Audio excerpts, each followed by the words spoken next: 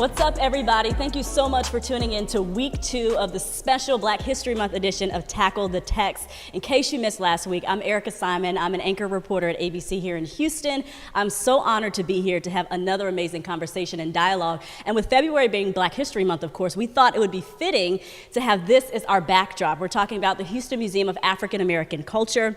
Of course, we have Senior Pastor Keion Henderson, a very good friend of mine, Adria McKnight. She's an attorney. We have the Director of Ministries at Lighthouse, Ms. Tanya Randall, and Clarence Singleton, who's worked with the Singles Ministries and other ministries. So we wanted to kind of open this dialogue with a number of people. We've been talking about justice and the virtue of justice and what that term means. It depends who you ask, right? I think it means different things to different people. So we're gonna kind of lay the groundwork and foundation of that term with Pastor Henderson. So I got to go first? Yes, okay. I'm sorry. Right. It's your honor, it's your church. So to you, like, what does justice mean? What does that look like? I think we discussed it in week 1. I think that justice is difficult to define. I think it should be easier to distribute. I, on one occasion, saw 33 different versions of it. I think at the genesis of it, justice is making sure that all people get what's fair, equitable, and right? Just get what's coming to you. So if it's fair, equitable, and it is right, and I think it has to be in season, right? That justice needs to be applied specifically when injustices are occurring, and I think that this is a apropos time to do it, and I think this is a worthy discussion for it. So that's really my definition of it. And we talked about it in week 1 as well. A definition that's kind of gone through the centuries and the decades is giving people what's owed to them. Yeah. Like, simple as that, right? Just doing the right thing and giving people what's owed to them. So, Adria, I want to talk to you since, of course, you're in the courtroom every single day. I mean, nowadays, of course, it's virtual because of COVID-19, but the term justice, like I said, it means different things to different people. And to you, it almost is probably funny sometimes because you see the opposite. You see so much injustice that the term justice is has a different meaning probably. Talk a little bit about what you see in the courtroom and the inequities with justice and injustice. So I think it's important to discuss like the perception of justice, right? When we go to the courtrooms, we want it to look just. We want it to look fair. We want it to be that everyone is being treated fairly, right? Everyone has a fair shake at getting a fair result. But in reality, it's often not that way. It depends on who you are. Honestly, it depends on how much money you have. Sometimes it depends on, obviously, what color you are. It depends on how the judges look. It depends on how the prosecutors look. So the perception of justice is often not there, right? But it's our job, especially me as a criminal defense attorney, to make sure that my clients get their fair shake. So my job is to hold everyone accountable and make sure that they're doing their job and to make sure that my clients are being treated fairly. So the perception of justice is very different, but it's important that people believe that they can get a fair shake. Always having that optimism, right? But how do you feel when you see that people don't get the fair shake? Because you see it, we've talked about it many times, and you're like, it depends on the scenario, it depends on the circumstances. You see the different sentences handed down. Right, I do see it every day. And I think when we are put in a position of privilege, it's our responsibility to call it out when we see it. And so I make it my business, honestly. I compare results from my white clients versus my black clients versus my young clients versus my older clients versus my educated clients versus my clients who, may not have had the opportunity to go to school. And I call them out. And so, of course, it makes me upset, but knowing that the courtroom is changing, right? When I first started practicing law, it looks much different than now. There's black judges, there's black prosecutors, there's black attorneys. I mean, the courtrooms are changing, and I think when people see that perception that, wow, this judge looks like me, maybe they'll understand my story. It gives them hope. So I always try to stay optimistic, because if I'm your lawyer, I can't go in saying, all the odds are against us. Good luck. Good luck. I mean, I have to go in with an attitude like, I'm going to get what is owed to us. I'm going to make sure that you get a zealous representation. I'm going to make sure that you feel comfortable, that you trust me, and that you know that ultimately I am there for you. And so I think with those attitudes, and as the courtroom change, and as we see elected officials who look like us, it really does give me hope, you know, that my clients will get a fair chance, and that, you know, the judges will make sure that they get a fair shake and a fair trial. I mean, that's all that we can really ask for. And sometimes it's not just about black judges or black prosecutors, you know, it's about having people who have experience, life experience, and empathy and compassion. And sometimes that's in white, sometimes it's Hispanic, sometimes it's black, but when it's there, that's when the system works. That's good. Yeah, Pastor Keion and I talked about that in week 1 a lot, just the importance of empathy and compassion and how that really helps kind of lead your decision making, for sure. Well, Ms. Tanya, you obviously work with a number of people, different types of people, all kinds of ministries at the church. You see people struggling and just doing the best they can to make it, and people who may not feel like they have, you know, justice and equality on their side, whether it's education, whether it's housing, whatever that looks like. Talk a little bit about your perspective and what you see in terms of justice or lack thereof. So yeah, I do get to come in contact with many people, not just from the people that are already connected to the church, but the community. And being a part of the church in that way, you get to see their view of different, because the church is the source of help. It's the resource to say, I need, this is happening. Whether it's, hey, my son went to jail, or my daughter, they got in trouble, from community service to, hey, they got to go to court. I need pastors to pray, but I also don't know what to do. But sometimes that first injustice, from my standpoint, can start with us. Like the injustice of our lack of knowledge. And that takes a different thing. Like, it just becomes like, hey, there's an injustice just on us knowing the basics or the simple. We know that this has been unfair. It's been unfair from day one. When you think about, we talk about we're in Black history, just this city, this state alone, the injustice of not knowing we were free, you know. This, and then you talk about the injustice of, okay, we're free. Then we start Freeman Town. We say, hey, we got this. We come out of this. Remember, many people stayed with the sharecroppers. They stayed slaves, but some came out and became and started Freeman Town and said, we got this. We're going to start our own thing. But then the injustice of Jim Crow. So that it's always been there. So where our injustice sometimes of the knowledge of people who come in needing that help is not realizing that it's there. You know, when Pastor's been saying this statement for probably the last 2 or 3 weeks, a man is born to a woman, his days are short in trouble.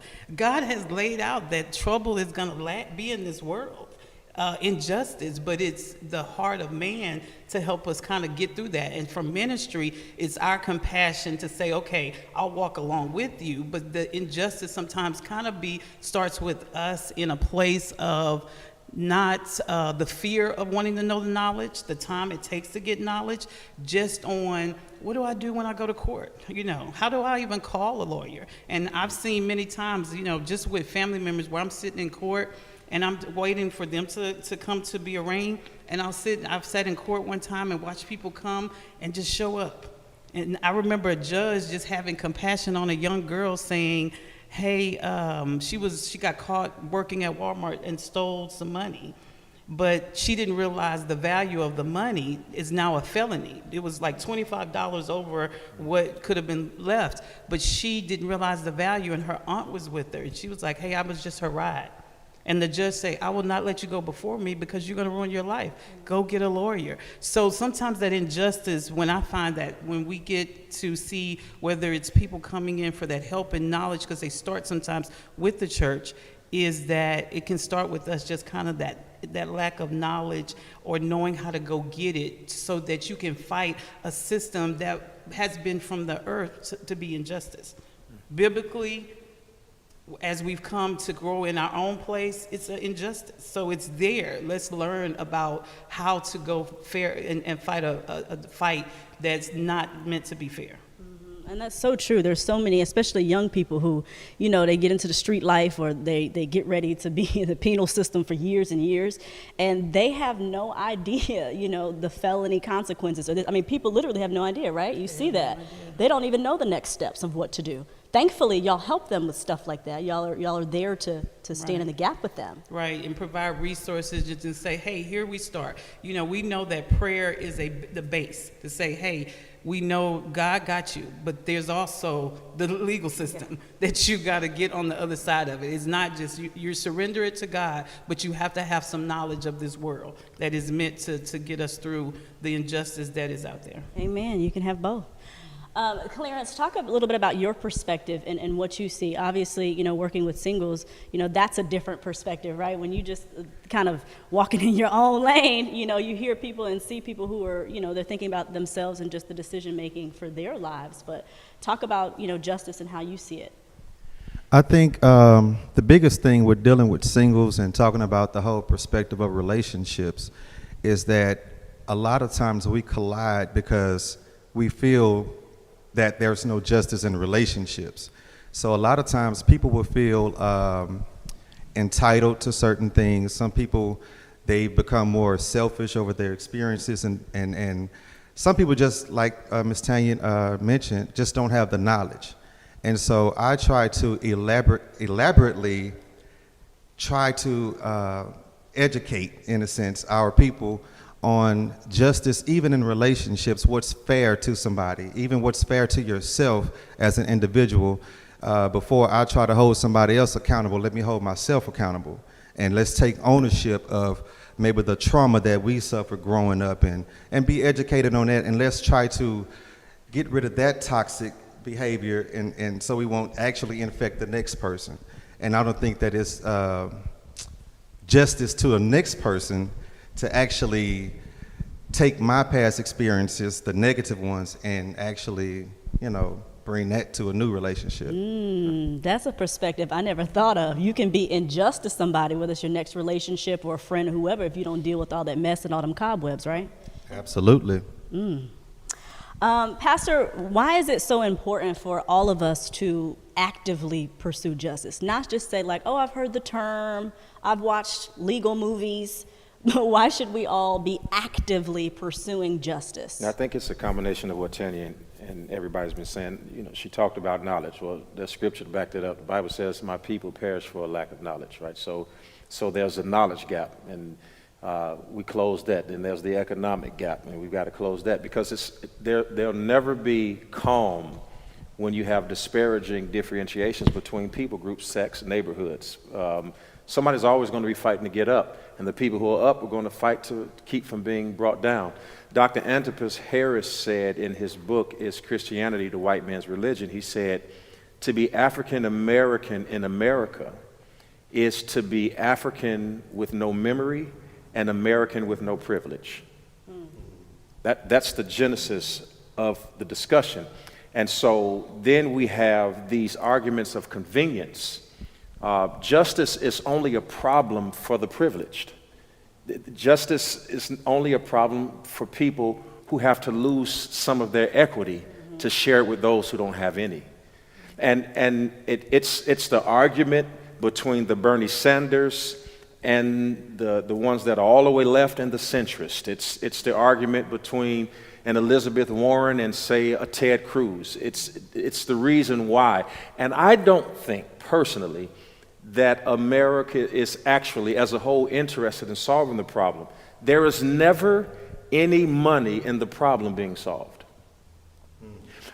They treat cancer. I sincerely believe that there are some cancers that could be cured, but there's no money in the cure, only in the treatment. So as long as there's a problem, then everybody can become CEOs of nonprofits and be philanthropic, because there is money in disorder. And since we are in a capitalistic system, there are issues like justice that will never be solved, because if justice is achieved and crime is gone, and then guess what? Now you don't have any money for opioids and drugs, and then you've got the penal system, and now prisons are privatized. Don't tell me it's not about profit. So what we are dealing with is an eccentric appetite for profit, not so much justice. If we will all seek justice, it would make the world a better place, but not for the privileged. And we always have, and we always will, have the haves fighting to keep what they have, the have-nots fighting to get into the have, and then the haves will say, well, the have-nots don't know what to do with it. You know why? Because they haven't been educated by the haves. Yeah. The haves won't let the have-nots in the room. In order to get to be a part of the original public option of a company, to buy the stock that you need to become wealthy, because this stuff that we see on TV right now with Robin Hood and Fidelity and all this kind of stuff, and nobody's going to get rich doing that, because when you buy a stock that's already risen, that means you have to have a lot of money to buy this stock. You can't get rich buying Apple stock. If it's $900 a share, you got to have millions to get rich. So the laws are set up in such that at an original public option that you have to have at least $400,000 cash and at least $1 million net worth to be able to buy into that public option. How many of y'all, I'm talking to black people, know somebody right now in your family that has $400,000 liquid cash plus $1 million in net worth? So you don't have it.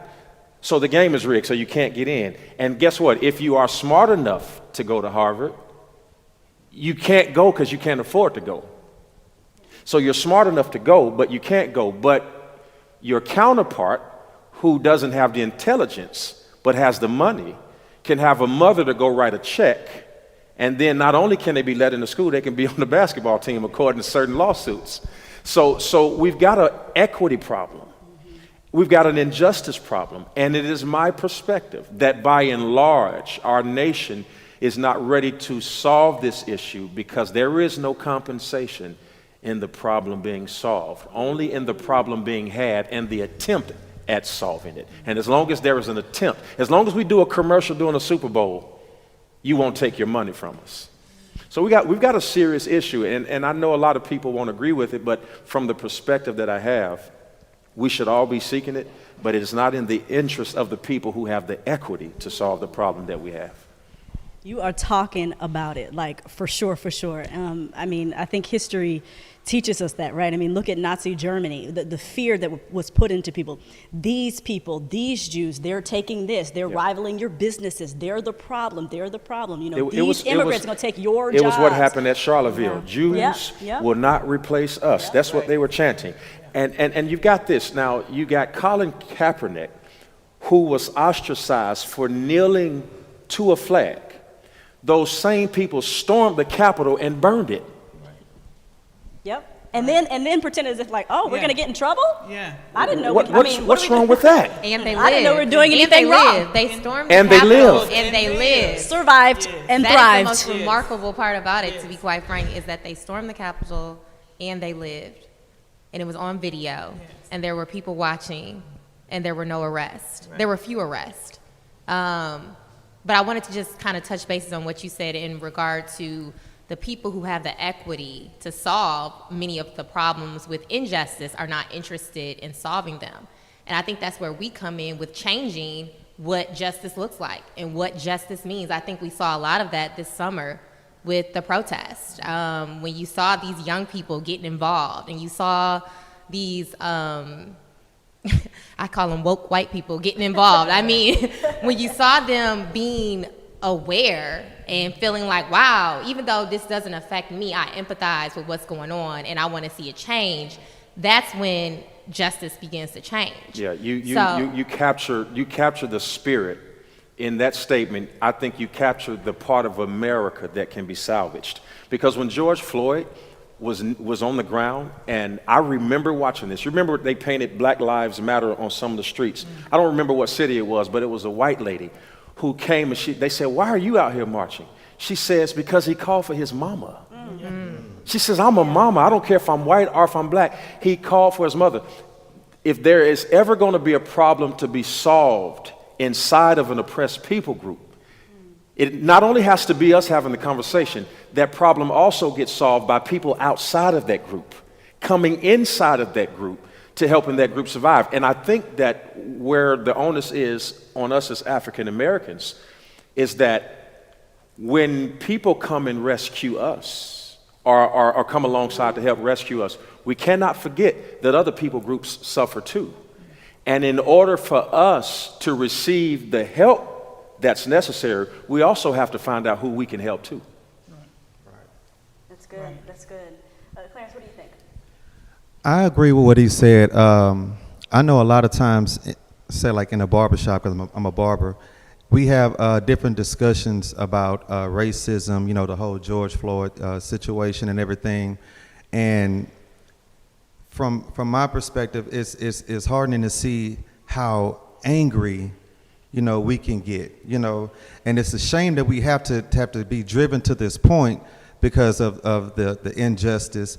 And at the same time, I think that a lot of people will go out and complain and fight about it, but then sometimes when we have the opportunity to change it, I don't think that we always capitalize on it when we can. That's good. As far as trying to educate our people, trying to put them in better financial situations, trying to educate them on the court system. A lot of times we just ignore our youth, but at the same time say that they are the future. And so a lot of times I try to preach to my customers, hey, we understand that there's a system, but the system only works if we participate. That's good. So, Yeah. Eric, and I don't want to cut you off, but what you said is so true. And I know Eric and I talk about this all the time, but one of my pet peeves with our people is that they don't want to participate in jury duty. I mean, I have to beg Black people specifically to not eliminate themselves. I'm like, just try. Like, are you even going to try to be on this panel? We need you. We need your perspective. And so when you get in these situations where you have an opportunity to be a voice, to literally be justice, you have an opportunity, you complain. You say you don't want to be there. And I understand you don't want to miss work. It's an inconvenience for everyone. The best one that I hear often is, nope, I can't do it. Only God can judge them. Nope, I can't. I haven't heard that one before. That's You know, and Right. Black folks quick to say that I ain't gonna get involved in that man life. That's between them and God. Yeah, that's between them One and of the God. things- But then you're mad when a jury acquits George Zimmerman, and you're mad when these officers get no billed, when the officers who killed Breonna Taylor get indictment returned for killing the neighbor. I mean, you're mad, but you're not doing your part. Right. And so when we have these opportunities, voting, jury duty, take advantage of them. right, so it's almost safe to say that one of the best weapons against injustice is utilizing the justice that we do have for our people. Yeah, Tanya, let's- One of the things that, as you said that, you know, even talking about from ministry and coming on board with Pastor, before I came to the church, you know, I worked in corporate America. One of the things that that's been instilled in me through my exposure, but it's something that's natural to me, is loving the challenge. People being okay with the challenge of going up against something, the challenge of speaking something. That's something that from the leaders at our church is be okay with that it's a problem. Be okay with that. Our thing this year is a year of balance. And it's talking about, one of the things I took on is the balance of emotions. Because we can get angry about the injustice, but then we'll shy away from it because it's too much. What are you gonna lose? I'm gonna lose my time, I'm gonna lose my position, my status, because you have to do some things, right? But that challenge of being okay with a problem. When corporate America, we know that it can be very one-sided, it can be very good old boys, all those things, but finding a way to like that challenge and be okay, like, hey, I know this is there. I was told this was there. But can I balance enough a part of me to be okay to say, can I do something different? That's how lawyers come about, because there's something in there say, no, I want to fight for someone. I want that justice to be there for someone. But we're not okay with any problems. We don't want no problems. It's like, hey, it's a problem. I'm gonna cry about it. I'm gonna get mad. I'm gonna go off. But why not like it? Why not like the challenge of knowing I got something in front of me? Let's deal with it. I think you're right, because you bring up the great point. John Lewis had to miss a lot of hours at work when he was marching, and Martin Luther King had to be missing some Sundays, right?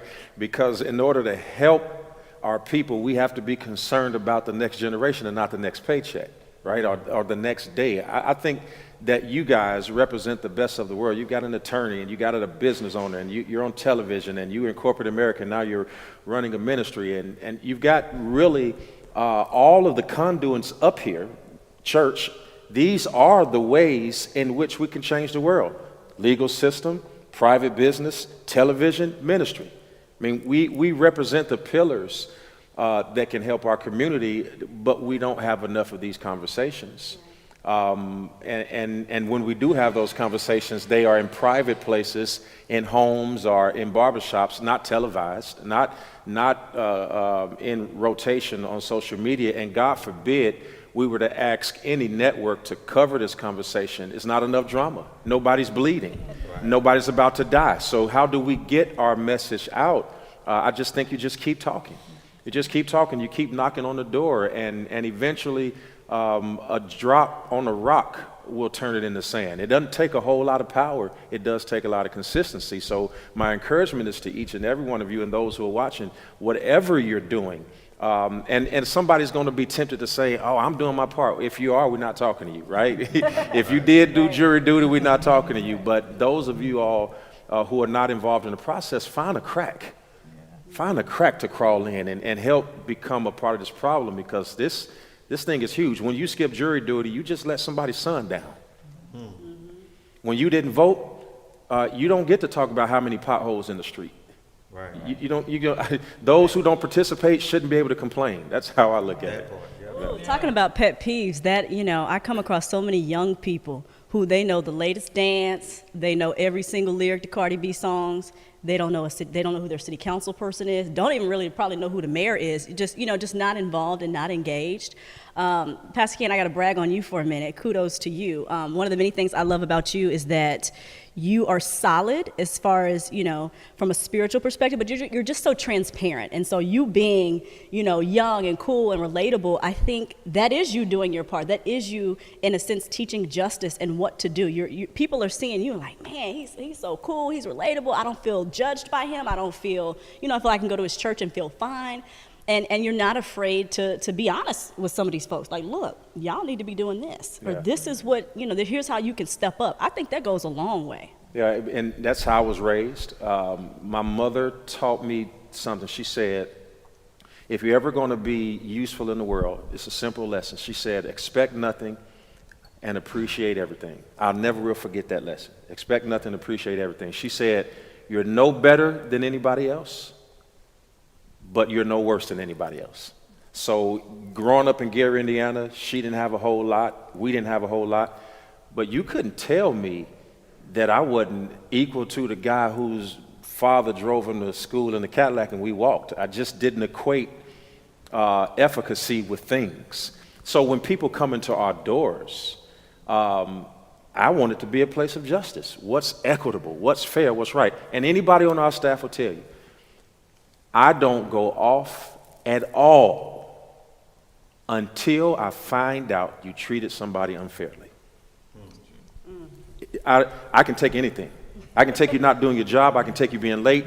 I can take anything. But when I find out that you have been unjust, I get upset. Might I add, I only learned that I had an affinity for justice, not in seminary, but in therapy. And a lot of black people need therapy. Amen. Amen. This is the most traumatic, post-traumatic, pre-traumatic, future-matic, whatever terminology you can come out with. By the time we finish with being killed and dying disproportionately to COVID and filing unemployment and being penalized, overly penalized, where we are sentenced to 10 years in prison for the same weed the judge smokes. Okay. And the prosecutor. But they got a card. They got a card so that by the time you finish getting pulled over and having a gun drawn on you just because you were looking for your license and that must mean it was a gun, by the time you finish with this stuff, you need help. And then you have to watch it on TV every day. PTSD. I tell this story all the time. Our station asked us after the George Floyd video, what our thoughts were on it. They asked each of the anchors, and I broke down in my video. I was like, honestly, it sparked PTSD. Anybody who has African lineage, who's been a Black American for any period of time has seen it over and over and over. We've seen the black and white photos of the lynchings and no repercussions. We've seen, people being denied justice for centuries. We were taught the stories by our families. My great whoever, my dad's father descends from enslaved Africans in Texas. You know what I mean? And so you hear those stories, it's passed down. So PTSD, that's a whole nother topic, therapy, okay? People are messed up, and we need to be able to exhale and really get this stuff talked about. Hey everybody, it's giving time. Give, and it shall be given unto you. Good measure, pressed down, shaken together, and running over, shall men give unto your bosom. One of my favorite scriptures in the Bible, because it specifically lets me know that if I do A, God will absolutely do B. I believe that this is the season for you to absolutely not to have to worry about money problems. This is the season for you to live in the absolute truth that God will supply all of your needs according to his riches in glory. I'm believing for you to have a season of overflow, and I want you to connect with us today as we all get ready to give together so that God will be able to open up that window and pour you out a blessing you won't have room enough to receive. All of the instructions on how to do it are coming up on the bottom of the screen right now. This could be the day that changes the rest of your life. If you are faithful over a few things, you read it. God will make you ruler over much. Get ready for much. In fact, I need everybody to type it. Just type much. There you go. I see it coming through there. Say it again, much. Shout it in your house. Wherever you are watching this, I want you to believe God for much and more. It is the Father's good pleasure that you would enjoy the benefits of the kingdom. As we go back to this conversation, I want you to go back to this conversation filled with joy, knowing that you're going to hear what we have to say. But I want you to hear that small, still voice whispering in your ear, hearing what the Spirit is saying to you right now. It's your time to live in overflow. Check this out. That injustice, Pastor mentioned it in part one about how they said that we're going to spare us from don't bring that up. How they were going to spare us. But it does. It brings you to the injustice of what you're going to choose to show us and make us look at and how we're going to watch that. You showed us George Floyd. You showed us over and over many ways that somebody dies in this country, but you'll spare us. And you showed us how our treatment, it is black and white. If you did not learn on the Capitol Day that it is going to go this way and it is what it is, let's deal with it. This is how they're going to get treated and this is how you're going to get treated. I will show you yours over and over and you're causing me that. So we're making a choice to look at that and not say, well, why did they show me his death over and over and they spared me from that? So that injustice you have to pay attention to.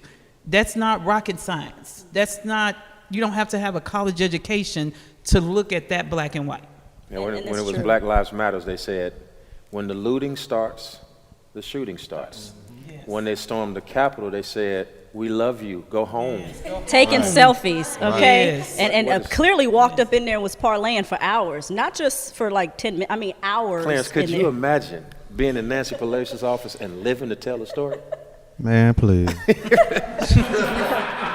That brings that point. Kind of to talk about that. This is a touchy subject, but I'll talk about it because we did have it on our air. It was on national network television. It was on local TV stations. We did have to explore the difference in treatments in terms of protests. The Black Lives Matter protests on the Capitol steps, they had, the National Guard ready, full force, ahead of time. Obviously, we're laughing, but really, if you think about what happened at the Capitol, people went into a federally protected building, threatened the lives of federally elected leaders, okay? They're running for their lives, and basically overthrew the government in the United States of America, right? So kind of give your thoughts on that real quick, and then we're gonna go around the horn with another question that I want each answer to, but kind of talk about your thoughts on that in terms of what that symbolized to you as far as justice. So the day when that happened, I think I had to take a break, regroup, because I was that angry. And then I made a whole post about it because the reality is I see that in court every day. It's white privilege. It is by virtue of how you look, you are not perceived to be a threat. Even if you are storming the Capitol, even if you do have weapons, even if you are with a mob, even if you do outnumber the police, you are not a perceived threat. And so it really upset me because it just shows you, listen, this is right here. You're seeing injustice. Don't tell me that I'm making this up in my head. Don't tell me that it doesn't exist when you're seeing it on TV just like me. What you mentioned as far as the media sparing us from the white woman being shot. That upset me too, because I watched George Floyd with a knee on his neck the entire summer to the point where I don't even want to see the video anymore. And yet you spare us because that's too insensitive. You don't want to disturb your viewers. No, you don't want to disturb your white viewers. Let's be clear. Because as Erica mentioned, we've been watching this forever. The fire hose, the dogs, the police shooting people. I mean, now we just see it on Instagram. We see it on Facebook. We see it on the news. It's sensory overload. And so it really disturbs me that people will still sit here and debate with you that, no, that's not injustice. They were exercising their right to free speech. What were the protesters doing this summer? I mean, does the Constitution only apply to certain people? And so I think that, it's not good that it happened, but I think it made a lot of people confront what they did not want to believe was true. Because you can't debate with that. It happened in the exact same place where we saw Trump make a spectacle and bring out the National Guard for a photo op. Same place, same error, different result. Yeah. I think there is a need for people inside of a movement to acknowledge when that movement has crossed the line. I think that Black Lives Matter, when it originally started, and it still is, I think its genesis about what it wants to accomplish for justice is pure. But when you bring all of the other stuff into it, see, if you go online and you read it, then it's, once you get the abortion rights and all of that stuff in it, then it gets convoluted, and the original intent and original message has so expanded that it's impossible for everybody to agree. Let's acknowledge that, and burning down restaurants and stores and all of that, police stations, it should never get to that. Same as storming the Capitol and breaking the windows and getting in, there's no need for that. So I think that when we talk about it, I think it's important, especially for those of us who sit in places of privilege, to go on the record and say that we acknowledge that when the movement has crossed the line, that wrong is just wrong. I think it was Jim Clyburn, who's the majority whip for the Democrats, said that the original movement of the days of Andy Young and Dr. King, it was overcome with this slogan, burn, baby, burn. And so they started burning stuff up, and it distracted from the movement. And understand the other side knows, which is why they involved themselves in the behavior that is unacceptable, because a lot of the stuff that was getting burned down wasn't black people. It was people posing as African Americans and posing to be Black Lives Matter, but since they know the game, they get involved in the other side of the behavior that causes us all trouble. Same thing happens with those who storm the Capitol. But once you settle it all down and the rhetoric stops, what you have left is a process that either people don't get involved in, are ignorant about, and those who know the process use it to their advantage. And then those of us who would have interest in being a part of the process, we can't find a door to get in. You don't have a sponsor. You don't have anybody to tell you what to do. So I think, here's the other part. Adria, you get to go into that court system. I think you're on television. Myself, if I get an opportunity, I think we have to be like the spies in the days of Israel. We have to go over into the other world, but we got to bring back a report. And we got to come back and tell the people, don't worry about the size of the grapes. Don't worry about the size of the grasshoppers. Don't worry about the size of this, that, and this. Here is what we can do, which is why I believe that in this election cycle, that person was Stacey Abrams. She went over into a world and brought back a report, and over 10 years built an apparatus that flipped a state where more Negroes were hung than just about any other state in the union. Tell me, what we're fighting for now is a loss of power. And I say this, and I want to be on the record, and I want you to chime in. What I think we see in all of this anger, I think we see the same thing in the days of the Roman Empire, the days of the Byzantine Empire, the days of the Babylonian, Roman, Byzantine, Spanish, German. What we see is people recognizing that the end of an era has come. And whenever power has been lost, people lose their mind. And some white people have found out that other white people ain't with them no more. That we not going for that anymore.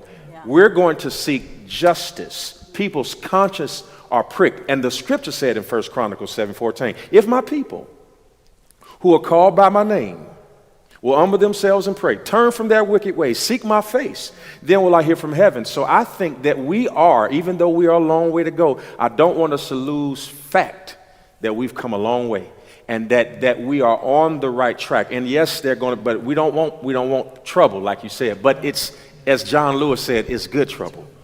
It's good trouble. Good trouble. I did an Instagram live recently with Nelson Mandela's grandson, somebody who I interviewed years ago, and who obviously has a very knowledgeable and global perspective. But as far as the Capitol stuff and everything we've seen the past couple of years, he said, no, this needed to happen. America needed to have a revival and a reckoning of what everybody else saw. We know what y'all look like. Y'all don't know within yourselves that you're so divided and hate-filled and denying each other justice and so on and so forth. So this is a fresh start. This is a new beginning that hopefully y'all take advantage of. And like you said, like, I don't condone violence or Right, correct. tearing up people's stuff, but I'll be honest, Pastor, I did not flinch when I saw Target being burnt down in Minnesota because I understood why it was being People are burnt upset. down. Yeah. And I think it was frustrating because I'm like, you're more mad about what's in that Target than you are about black bodies being killed for no reason every week is what it was seeming like at that time. So, and I saw it in Houston when I was out at the protest, like, these kids are frustrated. They have been silenced their entire lives. They have not ever had a platform to speak on. They've never been on a stage like this. You know, they don't know who to talk to. They don't know who city council is. They don't even know you can speak at city council just by signing up. And so when you are silenced and you don't have a voice, this is what the result is. You know, you're tearing up a bus. Come here, why are you tearing up this bus? I had to ask them, why are you standing on this bus? Get off this bus. Like, this is a crime, you know? And because we're mad, I'm like, okay, but what does this solve? Well, they're paying attention to us. And that's really what it was all about. Yeah, they went about it the wrong way. But when you don't come from a place of privilege where someone can make you feel like your voice matters, that is the result. Yeah, I think Martin Luther King said that rioting is the language of the frustrated or the disenfranchised, and I absolutely agree with you. I understood why, but I also think in the discourse needs to be that even though I understand why, I won't accept it, and I'll say to that young man, hey, okay, strike one, but listen, there is a different way, and the pen is mightier than the sword. When civil rights was given to African Americans, they were burning stuff in those days, but it was Martin Luther King in the office with Lyndon Johnson, the pen, that ended a Jim Crow era. And so I guess it's both and, right? It gets to a place, but the pen, I know a lot of people disagree. From every spectrum, I think the pen is always mightier than the sword. And even though it does get them to pay attention, but here's the problem.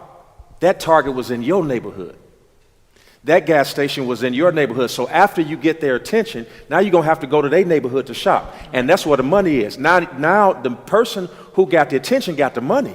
And the person who got the money got the intentions. So while I understood why, and I was never, ever for it, but I did understand it. And I wanted to make it clear that I did understand it, but I just could never be for it because I think that it just has to be another way. So, you know, you got one grocery store, you burn it down, then what you gonna do? Now y'all got to go get on the bus to go somewhere else for some folks. I mean, Right. really. Where your right? dollar is going to turn Straight around in up. their In neighborhood. neighborhood. Right. Their Now you're not neighborhood. And they're recycling still those got the dollars in power. your neighborhood. And I think a big thing too is that a lot of, especially the youngsters, they don't know the difference between, in some cases, being courageous and being a coward. Because sometimes we have the conversation like if they're going to get pulled over, I've literally had to school some cats like this is how you handle yourself when you're pulled over. So you won't have to reach for it when you see the lights, when they pulling you over, already have your license and stuff out. And it's basically just trying to provide a strategy to avoid, the conflict or the confrontation, because we are already emotionally disturbed, and rightfully so. You know what I'm saying? And I know that that's why so many people ran out to destroy stuff. But then my thing is, where's that energy when it's time to sit down and have a conversation where we can actually have some order and show them our intelligence, our anger behind our intelligence, instead of showing them how angry we can be, how we can destroy stuff. No, we can sit down and have an intellectual conversation on how to build this thing, and I can show you where you're wrong. Because one of the biggest offenses to us is the pride that they take in doing us wrong.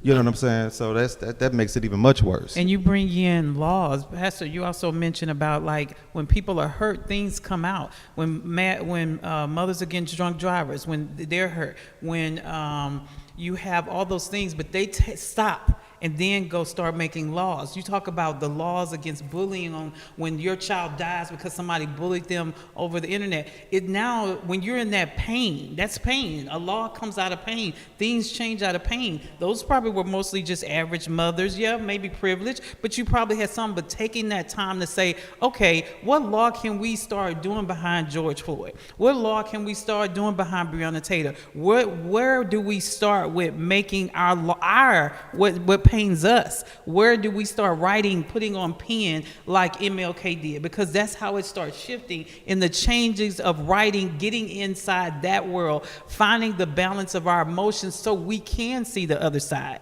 One time I remember being in, when I worked at GE, they had infinity groups. And when I came on, they were in the era of teaching blacks how to progress in corporate America. And so when I came on, they said, hey, I don't need you in no braids, don't wear no dookie braids, no little braids, no mini braids. We got a plan right now. This is what we doing. I was like, well, I ain't in the braids, but is my weave gonna be a problem? So when they were doing that, they were saying we need to teach them so they can let us in. We have a right to be on the executive boards and be a part of this. So then I was at one of their affinity groups where they're teaching, and they say, hey, we got to teach them to stop asking questions like, how you get your hair straight? Now, why is that a question? How you get yours straight? Let me touch Yeah. it. Let me touch it. Yeah. Let me touch it. Can I touch your hair? Can I touch your Can I hair? touch it? Yeah. And so they made an affinity group for blacks so we can talk that through, because that can, then you get the neck rolling in the What you mean? room. Can I- right. So I got to learn how to respond to that. So then I remember Jack Welch. With 3 days of learning everything, but he said 2 things that took me to say how I get in. He said you need a sponsor and a mentor. Gotta have it. I don't care. have I ain't learned nothing else. Oh, that's all I need? I got it. You gotta have somebody. And then you learn, because you can process that. Okay, that means I need a homeboy and a I need somebody who can relate to me. And if I can figure out how to do that, then I can be guided into some steps where I don't know. I don't know the rules. So let me attach somebody who might have the empathy that doesn't look like me to help me learn some rules to this game that I did not get privileged to. So it's us taking that step back to say, hey, yes, that anger is there. You have every right, but there's some rules to this that we got to figure out how to make some new rules, new laws, and take the time to do it. And we got to work harder, because I'm a comedy guy. I love watching comedy. Man, do y'all remember when Chris Rock had that set and he said that he lives in one of the richest neighborhoods in New Jersey? And he lives in this neighborhood, and Chris Rock is one of the most, if not the most compensated, highly compensated comedians in our generation, if not of all time. And he said next door to him, his next door neighbor, is a dentist, an ordinary common dentist. He says, that shows you how hard black people got to work. Because in order for me to live next door to a dentist, I got to be the best comedian in the world. Yeah. That's the kind of drive and sponsorship that we got to teach young African-American people. And that's what I talk, somebody got to go into Canaan and spy out the land and come back and tell them. That's what a sponsor is. That's all Joshua and Caleb, Moses and Caleb, all of those, they were just sponsors. They just had an opportunity to go in, Joshua and Caleb, and come back and give them a minority report. Because remember, the other 8 gave up because of the size of what they saw, because of the disenfranchisement, because of how difficult it was, because it was too hard. But somebody who's made it, we as a people, the first hurdle is making it. Then the second hurdle is making sure somebody else does. We got to go and get them right where they are. I've done police rides where, ride-alongs. The last one I did, the first call was a murder. Somebody got shot in the head. And I walk there and I see this man's on the ground, shot in the head, and I was with Captain Freeman at the time, and we driving along, and now they got to go into the apartment and search and try to find the gun. Now, I'm in regular clothes. I got on a plastic lanyard that said volunteer. They thought I was the FBI. They was like, oh, so you the man. This brother done made it. You the man. I'm here. I ain't got no gun. I ain't got no baton.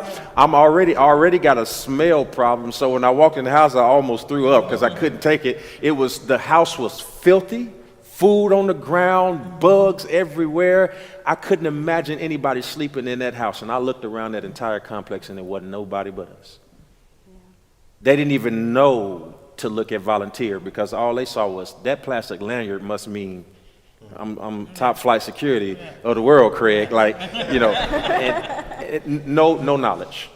And that's key, Pastor.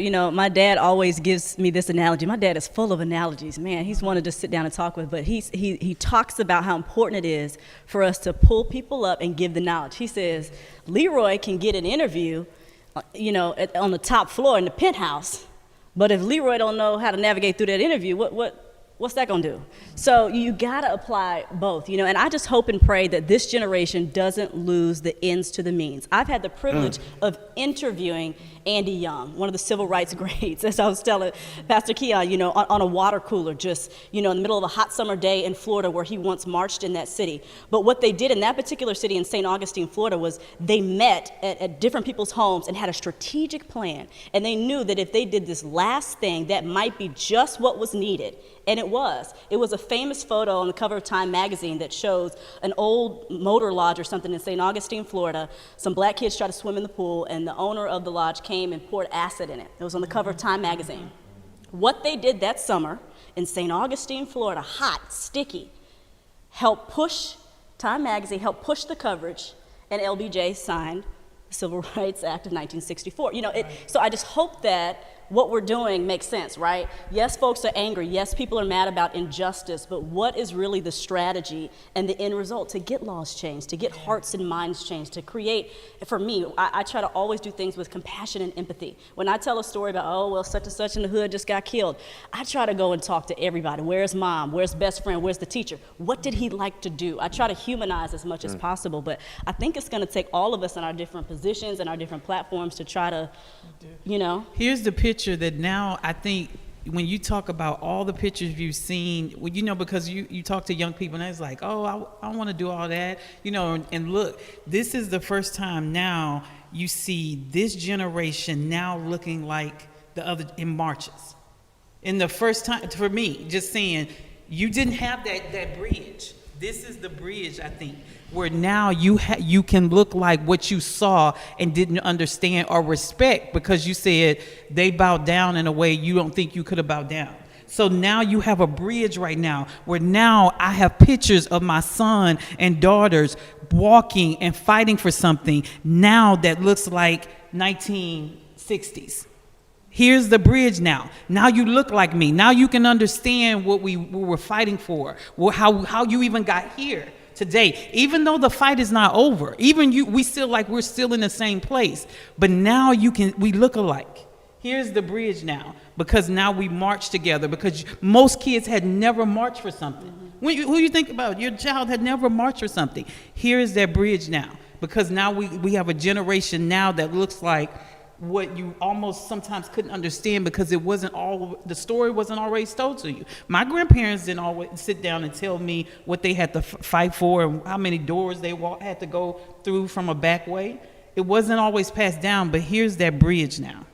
And now is a good time also to get involved and be on these boards, and especially if you have a little bit of clout, like apply for the position, apply for the board position, run for office. I mean, do what it takes, because we need people in those high positions. And I think, especially right now when black women, it's very clear, black women, no shade for Pastor and Clarence, but you need us to win. Period. And I mean, that has become very clear.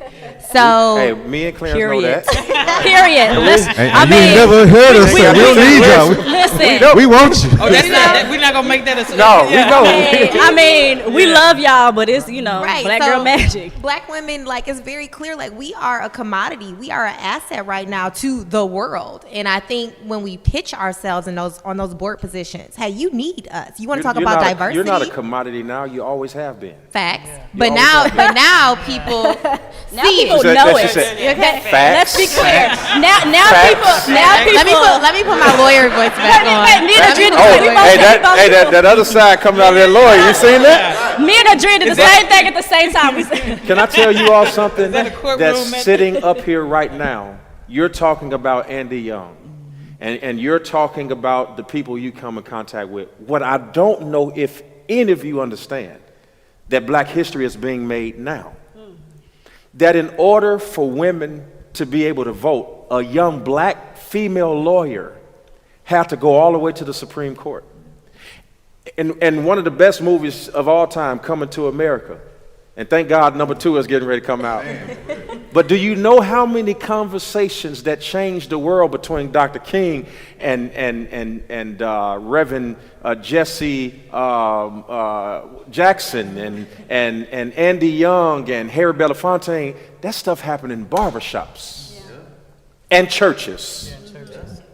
And if it wasn't for Soledad O'Brien shattering a norm and being an African-American female sitting behind the camera, and if it wasn't somebody who went into corporate America and brought the sensitivity of a Six Sigma trained, certified person into ministry to give people hope, and while we're pointing backwards, I hope you also recognize that there's somebody in front of you that one day will be pointing back to you. That the veracity at which you work will determine our black history, the story that's actually told. Don't just skip back and talk about those who help build what you do. Also recognize that you are in position now to be on this wall in 40 years. That they could be talking about you. You are the ones we're waiting for. And if it were not people like you then, there would not be any people like you now. You are exactly what the world is looking for, and please don't forget it. That's good. I'm always, and anybody who's had a conversation with me, I'm quick to probably deflect off me. I sometimes don't see what people see, but, Andy Young in that same conversation, Charlie said, you have to do your part. Right. Period. I don't think sometimes we realize the gravity of our positions, or that little girl's watching me. I get messages all the time. My daughter, she's 8 years old. She's a young black girl. She saw you and was like, Mommy, and you just don't think about that, but you have to kind of play that role. I want to ask, and each of you can look in the camera and answer this in terms of justice. Talk about a specific example, whether it's justice or injustice, that kind of, resonated with you. It could have made you upset, or it could have been something that you were proud of, saying, you know what, the right thing was done. I was so happy for that moment. So yeah, y'all look in the cameras and. Well, I gave my story on week 1. I'll go back into my childhood. I grew up without a father in my life. I did have one memory with him. We were in Arkadelphia, Arkansas, and he swears that Arkansas was the only state in the Bible. I always would say to him, how's Arkansas in the Bible? He looked at me and he said, because the Bible says Noah looked out to Arkansas. He loved where it came from. And we went to one of the best restaurants in the country called Waffle House. It's a delicacy. And we walk in the Waffle House, and the lady says to him, "We don't serve N-words here." She just flat out said it. In my lifetime, isn't that crazy? In my lifetime, she said, "We don't serve N-words here." And my father looked at that lady with all of the grace that any man could do, and I never will forget the response. He says, "That's good because we don't eat them." He said, "That's good because we don't eat them." And by the time they finished having the conversation, the meal was paid for by them, and we were allowed to stay in. For me, it showed me that you don't have to always negatively respond to ignorance. That black people, while we're angry, we still better have some kind of class. You got to have class. Michelle Obama said it this way. She says, when they go low, we go high. And that's not always easy, but it's always necessary. It's always necessary. So that's my little story. Hey, everybody. I hope you enjoyed that riveting conversation. You could have been anywhere in the world, but you chose to be with us, and we appreciate that. This is the end of this conversation and this dialogue, but this is not a one-off. We're going to do this all month. So make sure that you schedule to be with us at this exact time every Tuesday, and I promise you it's going to get greater later. Until then, I love you, and ain't nothing you can do about it.